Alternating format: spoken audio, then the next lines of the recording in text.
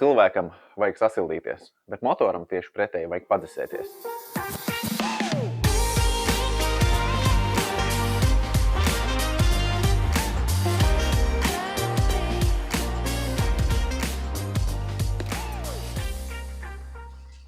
Kāda tad dzēses sistēmas veida vispār mocītim var būt? Visvienkāršākais ir parastā gaisa dzēse.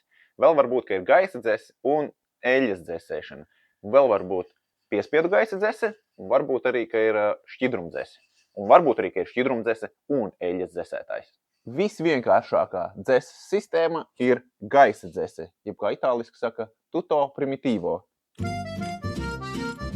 Kā motocikls ar gaisa dzēsi dzēsējās? Viņš dzēsējās no tā, ka tu brauc uz priekšu, rodas vējiņš, un vējiņš viņu dzēsē. Ja tu stāvi uz vietas un vēja nav, viņš nedzēsējās, tāpēc ilgstoši stāvēt uz vietas ar tādu mocīti nevajadzētu. Protams, ja tu nedzīvo Liepājā, kur piedzims vējš. Vēl ir tādas dzēses sistēmas veids, kā piespiedu gaisa dzēse. Tā pārsvarā ir motorzāģiem, zālespļāvējiem un motoroleriem. Darbojās tas sekojoši. Kamēr motors strādā, viņam ir pielikts klāt uz kloķvarpstas gala neliels ventilators un gaiss piespiedu kārtā visu laiku dzēsēja motoru. Kamēr motors rūc, motors tiek dzēsēts, motoru izslēdz, attiecīgi viņš arī nedzēsējās. Lūk, mums ir gaisa dzēses motors ar eļļas dzēses radiatoru. Šķidrumdzēses šim mocim nav. Modernākiem un jaudīgākiem mocīšiem jau parasti ir šķidrumdzēses. Kāpēc? Ļoti vienkārši iemeslu dēļ.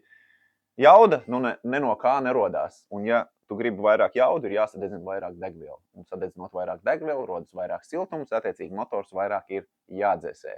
Jo vienmērīgāka temperatūra viņam tiek nodrošināta, jo augstāku jaudas pakāpi var sasniegt. Un nav vairs tā sajūta, ka tu steigā pa plānu ledu.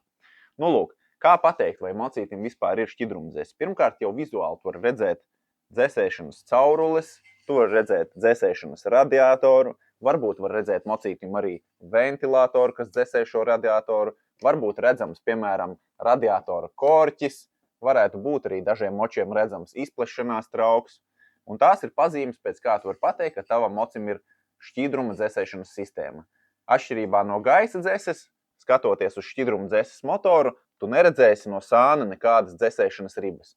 Dažreiz ražotāji uzliek tīri kosmētiskas dzēsēšanas ribas, ja tas ir kaut kāds čoperveidīgs vai retro stila mocīts. Bet ieskatoties, tu sapratīsi, ka tā ir tikai imitācija, ka pašu dzēsēšanu veids radiators. Jo jaudīgāks motocikls, jo lielāks radiators. Un šādiem te sportbaikiem radiators parasti ir izliekts, lai viņam būtu lielāks laukums. Gan gaisa dzēses, gan šķidrumdzēses močiem mēdz būt arī papildus eļļas radiators.